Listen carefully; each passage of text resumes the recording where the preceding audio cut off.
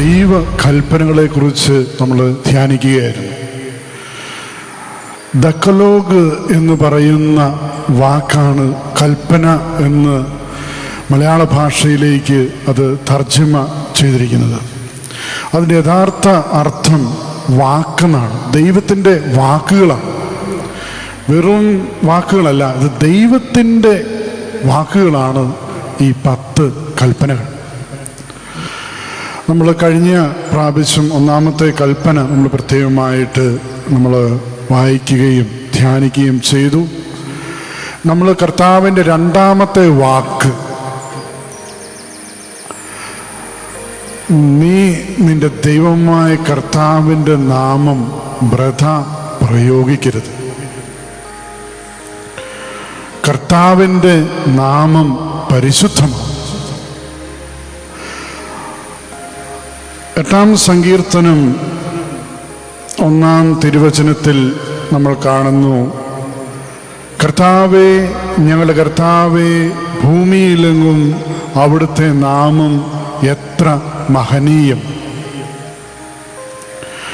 കർത്താവിൻ്റെ നാമം എന്ന് പറയുന്നത് നമുക്കറിയാം, ഒരു വ്യക്തിയുടെ പേര് നമ്മൾ വിളിക്കുമ്പോൾ ആ വ്യക്തിയെയാണ് നമ്മുടെ മനസ്സിലേക്ക് കൊണ്ടുവരുന്നത്, അഥവാ ആ വ്യക്തിയുടെ അസ്തിത്വത്തെയാണ് നമ്മൾ അവിടെ സംസാര വിഷയമാക്കുന്നത്.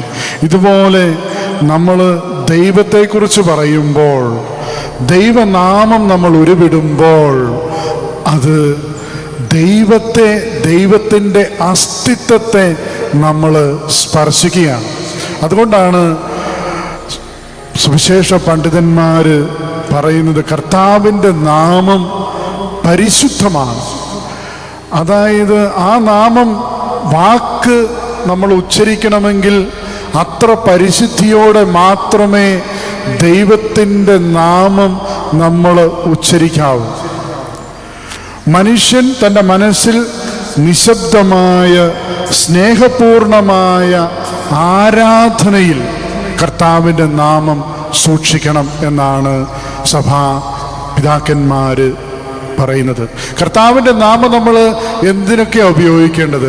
കർത്താവിൻ്റെ നാമം നമ്മൾ ഉപയോഗിക്കേണ്ടത് കർത്താവിനെ വാഴ്ത്തുവാനും മഹത്വപ്പെടുത്തുവാനുമായിട്ടാണ്. ദൈവത്തെ നമ്മൾ വിളിച്ച് പ്രാർത്ഥിക്കുമ്പോൾ, ദൈവത്തെ നമ്മൾ വിളിച്ച് സ്തുതിക്കുമ്പോൾ, ദൈവത്തെ നമ്മൾ നമ്മുടെ ജീവിതവുമായി നമ്മുടെ വാക്കുകളിലൂടെ നമ്മൾ മഹത്വപ്പെടുത്തുമ്പോൾ, അവിടെയാണ് നമ്മൾ ദൈവത്തിൻ്റെ കൃപ കാണുന്നത്. കർത്താവിൻ്റെ ആ ഒരു സംരക്ഷണം നമുക്ക് ലഭിക്കുന്നത് ദൈവനാമത്തെ പരിശുദ്ധിയോടെ നമ്മൾ കാണുമ്പോഴാണ്. ദൈവനാമത്തെ വിശുദ്ധിയോടെ നിർമ്മലതയോടുകൂടെ നമ്മൾ വിളിക്കുമ്പോൾ, നമ്മുടെ ഹൃദയത്തിൽ സൂക്ഷിക്കുമ്പോൾ, അവിടെയാണ് നമ്മുടെ ഓരോരുത്തരുടെയും ജീവിതത്തിൽ മലയാളത്തിൽ പറയുന്നത് പോലെ ഐശ്വര്യമുണ്ടാവും. നമുക്ക് പറയാം, നമ്മൾ ഒരുപാട് പ്രാർത്ഥിക്കുന്നവരാണ്, ഒരുപാട് കാര്യങ്ങൾ നമ്മൾ ചെയ്യുന്നവരാണ്, പക്ഷേ എന്തൊക്കെയോ നമുക്ക് പ്രശ്നമാണ്, പ്രതിസന്ധിയാണ്, എന്തൊക്കെയോ തടസ്സങ്ങൾ നമ്മുടെ ജീവിതത്തിൽ ഉണ്ടാവുന്നുണ്ട്. കാരണം എന്താണെന്നറിയാമോ? അത് കർത്താവിൻ്റെ ദൈവവുമായിട്ടുള്ള ഒരു ബന്ധത്തിൻ്റെ പ്രശ്നമാണ്.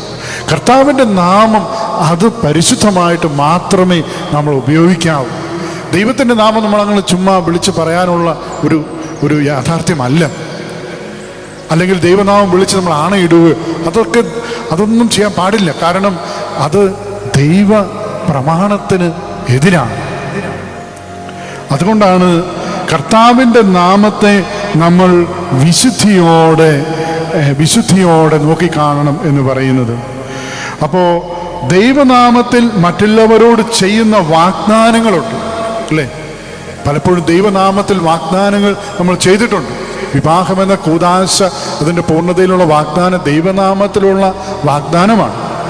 അപ്പോൾ അങ്ങനെയുള്ള കൂദാശ സ്വീകരിച്ചവർ ആ ഒരു ജീവിതത്തോട് ആദരവും വിശ്വസ്തതയും സത്യസന്ധതയോടുകൂടെ നമ്മൾ ജീവിക്കുമ്പോൾ നമ്മൾ ദൈവനാമത്തെ മഹത്വപ്പെടുത്തുന്നവരായി മാറുകയാണ്. നമ്മൾ സത്യം ചെയ്ത് ദൈവനാമത്തിൽ സത്യം ചെയ്ത് എടുത്തിരിക്കുന്ന ജീവിതത്തിൻ്റെ അവസ്ഥകളിൽ നമ്മൾ സത്യസന്ധമായി നിലനിന്നില്ല എങ്കിൽ അത് ദൈവനാമത്തിന് എതിരെ നമ്മൾ പ്രവർത്തിക്കുന്നു എന്നുള്ള വലിയ സത്യം നമുക്ക് മനസ്സിലാക്കേണ്ടതാണ്. പിന്നീട് നമ്മൾ ശ്രദ്ധിക്കേണ്ടത് ദൈവ ദൂഷണം, അല്ലേ? അത് വലിയൊരു തെറ്റാണ്. ദൈവത്തിൻ്റെ നാമം ഉപയോഗിച്ച് ദുഷിച്ച് സംസാരിക്കുക, അത് തിന്മയുടെ വലിയ ഒരു കൂടാരത്തിൻ്റെ പ്രതീതിയാണ്.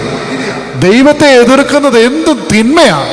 തിന്മയുടെ ശക്തിയാണ് ദൈവനാമത്തിനെതിരെ പ്രവർത്തിച്ചുകൊണ്ടിരിക്കുന്നത്. നമുക്ക് പ്രാർത്ഥിക്കാൻ പറ്റാത്തത്, നമുക്ക് ദൈവത്തെ വിളിച്ച് അപേക്ഷിക്കാൻ പറ്റാത്തത്, നമുക്ക് ദൈവവുമായിട്ടുള്ള ബന്ധം നമ്മൾ നഷ്ടപ്പെടുന്നത്, ദൈവത്തിൻ്റെ കൃപ നമ്മൾ ഇറങ്ങിപ്പോകുന്നത്, അതെല്ലാം ഈ തിന്മ നമ്മളിലേക്ക് പ്രവേശിക്കുമ്പോഴാണ്. അല്ലെങ്കിൽ തിന്മയുടെ ശക്തിയോടുള്ള ആ ഒരു യുദ്ധത്തിൽ നമ്മുടെ മുമ്പിൽ നിൽക്കേണ്ടത് ദൈവനാമമാണ്. കർത്താവിൻ്റെ നാമം നമ്മൾ വിളിച്ചപേക്ഷിക്കുമ്പോൾ, കർത്താവിൻ്റെ നാമം നമ്മുടെ ഹൃദയത്തോട് ചേർത്ത് നമ്മൾ കർത്താവിൻ്റെ ആ ഒരു നാമം വിളിച്ചപേക്ഷിക്കുമ്പോൾ അത്ഭുതകരമായ ഇടപെടൽ നമ്മുടെ ജീവിതത്തിലുണ്ടാകും. കാരണം കർത്താവിൻ്റെ നാമം നമ്മൾ വൃഥാ പ്രയോഗിക്കുകയല്ല, കർത്താവിനെ നമ്മൾ വിളിച്ചപേക്ഷിക്കുകയാണ്, ദൈവത്തെ വിളിച്ചപേക്ഷിക്കുകയാണ്. കർത്താവെ കരുണയുണ്ടാകണമേ, കർത്താവെ എൻ്റെ ജീവിതത്തെ സ്പർശിക്കണമേ, കർത്താവെ എൻ്റെ ജീവിതത്തെ നവീകരിക്കണമേ, എൻ്റെ കുടുംബത്തെ വിശുദ്ധീകരിക്കണമേ, എൻ്റെ ജീവിതത്തിലെ ബന്ധനങ്ങൾ ഒഴിഞ്ഞു മാറണമേ, എൻ്റെ ജീവിതത്തെ അങ്ങയുടെ കരങ്ങളിലേക്ക് പരിപൂർണമായിട്ട് ഞാൻ സമർപ്പിക്കുന്നു. അത് കർത്താവിൻ്റെ നാമത്തോട് നമ്മൾ ചെയ്യുന്ന മഹത്വമാണ്, പ്രാർത്ഥനയാണ്. കർത്താവിൻ്റെ നാമം നമ്മൾ ഉപയോഗിക്കേണ്ടത് പ്രാർത്ഥനയ്ക്കാണ്. കർത്താവിൻ്റെ നാമം വിളിച്ച് അപേക്ഷിക്കണം. കർത്താവ് എൻ്റെ ഇടയനാകുന്നു, എനിക്ക് ഒന്നിനും മുട്ടുണ്ടാകുകയില്ല എന്ന് സങ്കീർത്തകൻ 23-ാം സങ്കീർത്തനത്തിൽ നമ്മൾ വായിക്കുന്നുണ്ട്. എന്തുകൊണ്ടാണ് എനിക്കൊന്നിനും മുട്ടുണ്ടാകാത്തത്? കർത്താവ് ഇടയനാകുമ്പോഴാണ്, കർത്താവ് എൻ്റെ ജീവന്റെ നാഥനാകുമ്പോഴാണ്.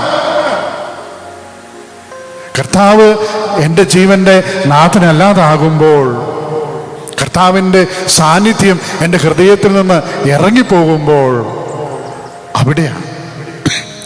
അവിടെയാണ് മനുഷ്യന് പ്രലോഭനങ്ങളുടെ, പ്രതിസന്ധികളുടെ ഇടയിലേക്ക് മനുഷ്യൻ ഇറങ്ങുന്നത്. പ്രിയപ്പെട്ടവരെ, ഈ 2-ാം പ്രമാണം വളരെ നമ്മളെ ഓരോരുത്തരുടെയും ജീവിതത്തിൽ വലിയ ചോദ്യചിഹ്നങ്ങൾ ഉണർത്തുന്നതാണ്. കർത്താവിൻ്റെ നാമം മഹിമയോടെ, വലിപ്പത്തോടെ, ആദരവോടെ ഉച്ചരിക്കുമ്പോൾ അത് മഹത്വമാകുന്നു. അത് ദൈവത്തിന് നമ്മൾ കൊടുക്കുന്ന ആരാധനയാണെന്നാണ് പറയുന്നത്. വിശുദ്ധ അഗസ്തീനോസ് പറയുന്നത്, കർത്താവിൻ്റെ നാമം ആദരവോടെ, ബഹുമാനത്തോടെ നമ്മൾ ഉരുവിടുമ്പോൾ നമ്മൾ ദൈവത്തിന് നൽകുന്ന ആരാധനയാണ്.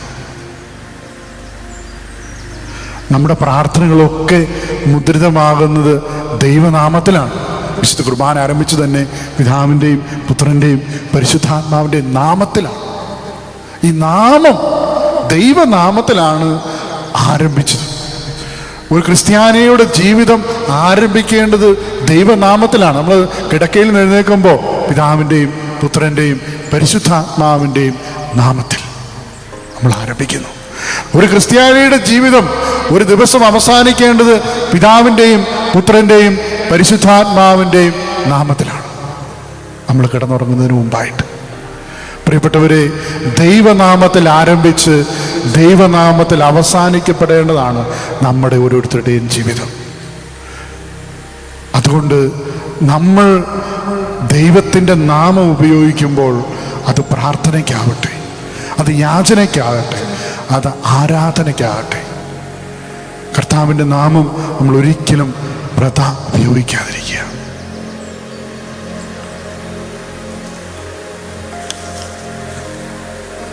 മത്തായിയുടെ സുവിശേഷം 5-ാം അധ്യായം 33-ാം തിരുവചനം: വ്യാജമായി ആണയിടരുത്, കർത്താവിനോട് ശപഥം നിറവേറ്റണമെന്ന് പൂർവികരോട് കൽപ്പിച്ചിട്ടുള്ളതായി നിങ്ങൾ കേട്ടിട്ടുണ്ടല്ലോ. എന്നാൽ ഞാൻ നിങ്ങളോട് പറയുന്നു, ആണയിടരുത്.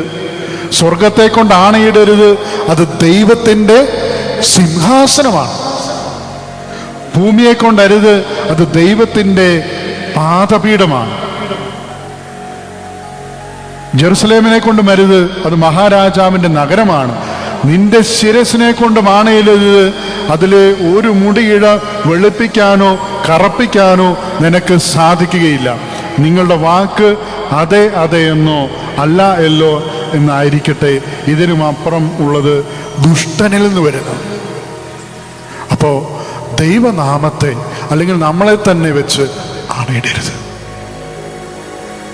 കാരണം നമ്മളാരും നമ്മളെ സൃഷ്ടിച്ചതല്ല, നമ്മളാരും നമ്മുടെ സൃഷ്ടാവല്ല, ദൈവമാണ് നമ്മളെ സൃഷ്ടിച്ചത്. അപ്പോൾ തീർച്ചയായിട്ടും സൃഷ്ടാവിനെ ആദരിക്കുക എന്ന് പറയുന്നത് സൃഷ്ടിയെ ആദരിക്കുക എന്നതാണ്. യഥാർത്ഥത്തിൽ സൃഷ്ടാവിനെ നമ്മൾ ആദരിക്കുന്നത് സൃഷ്ടിയെ നമ്മൾ ആദരിക്കുമ്പോഴാണ്, അല്ലേ? എന്തുമാത്രം, അതാണ് കർത്താവ് പറയുന്നത്, കാണപ്പെടുന്ന സഹോദരനെ സ്നേഹിക്കാത്തവന് കാണപ്പെടാത്ത ദൈവത്തെ സ്നേഹിക്കാൻ പറ്റുകയില്ല. കാരണം അത്രമാത്രം ബന്ധപ്പെട്ട് കിടക്കുകയാണ് ദൈവത്തിൻ്റെ വലിയ ആ ഒരു യാഥാർത്ഥ്യത്തിൻ്റെ ആ സൃഷ്ടിയുടെ മഹിമ. അതുകൊണ്ടാണ് കർത്താവിൻ്റെ നാമം വൃഥ പ്രയോഗിക്കരുത്. ദൈവനാമത്തിൻ്റെ മഹത്വം അത് മനസ്സിലാക്കി നമുക്ക് ജീവിക്കാനായിട്ട് സാധിക്കട്ടെ. അതുവഴി നമ്മുടെ വ്യക്തിപരമായ ജീവിതത്തിലും കുടുംബ ജീവിതത്തിലും അനുഗ്രഹത്തിൻ്റെ പ്രഭാവങ്ങൾ, ദൈവത്തിൻ്റെ വലിയ കൃപ ഉണ്ടാകട്ടെ. പിതാവിൻ്റെയും പുത്രൻ്റെയും പരിശുദ്ധാത്മാവിൻ്റെയും നാമത്തിൽ ആമേൻ.